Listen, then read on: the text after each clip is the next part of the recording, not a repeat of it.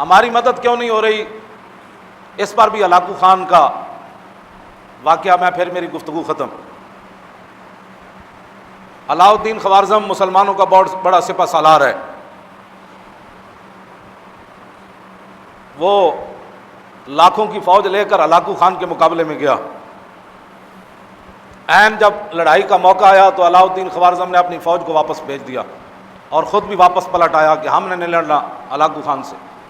لوگوں نے کہا کہ یہ آپ نے کیا کیا ہے، وہ بغداد کی اینٹ سے اینٹ بجانے آیا ہوا ہے اور آپ فوج لے کر واپس آ گئے، کیوں نہیں لڑنا چاہتے؟ توجہ کرنا، ہماری مدد کیوں نہیں ہو رہی؟ علاء الدین خوارزم کہنے لگا کہ میں ہلاکو خان کی فوج کا مقابلہ نہیں کر سکتا۔ اس نے کہا کیوں؟ اس نے کہا جو میں نے سنا نا اور جو میں نے دیکھا تم نے نہیں دیکھا۔ اس نے کہا تو نے کیا دیکھا؟ اس نے کہا کہ ہلاکو خان کی فوج کے سروں کے اوپر اولیاء کی روحیں اور فرشتے سایہ کر کر یہ لفظ کہہ رہے ہیں ہلاکو خان کی فوج کو کہ ایھا الکفرۃ اقتلوا الفجر، اوے بدکار کافرو ان بدبخت مسلمانوں کو خوب مارو۔ نے کہا جب اللہ کی مدد ہی ہمارے ساتھ نہیں ہے، فرشتے بھی اللہ کے یہی کہہ رہے ہیں ان بدبختوں کو مارو۔ یہ کلمہ حضور کا پڑھتے ہیں، آئیڈیل غیروں کو سمجھتے ہیں، یہ کلمہ پڑھ کر بھی ان کو یقین نہیں ہے کہ ہم نے کیا کرنا ہے۔ انہوں نے پاکستان حاصل کرنے کے بعد 69 سال گزار دیے حضور کے دین سے خوف زدہ کرتے کرتے۔ آج بھی حضور کے دین کو انہوں نے ہوا بنایا ہوا ہے، اسلام آ جائے گا تو ایسے ہو جائے گا، اسلام آ جائے گا، لوگوں کو ایسے ڈراتے ہیں جیسے ڈاکوؤں سے ڈراتے ہیں۔ اسلام کو انہوں نے ہوا بنا دیا۔ انہوں نے کہا کہ ایھا الکفرۃ اقتلوا الفجر، اور کافرو ان بدبخت مسلمانوں کو خوب مارو۔ اس نے کہا جب اللہ کی تائید ہی ہمارے ساتھ نہیں ہے۔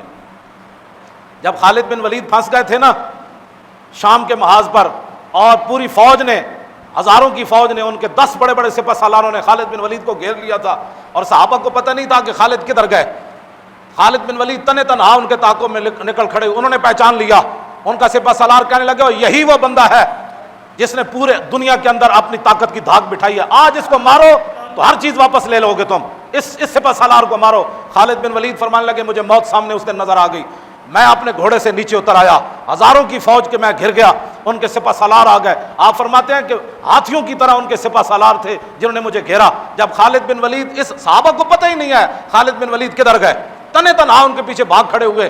جب یہ صورتحال بن گئی تو تھوڑی دیر کے بعد انہوں نے کہا کہ خالد آج نہیں بچ سکتا۔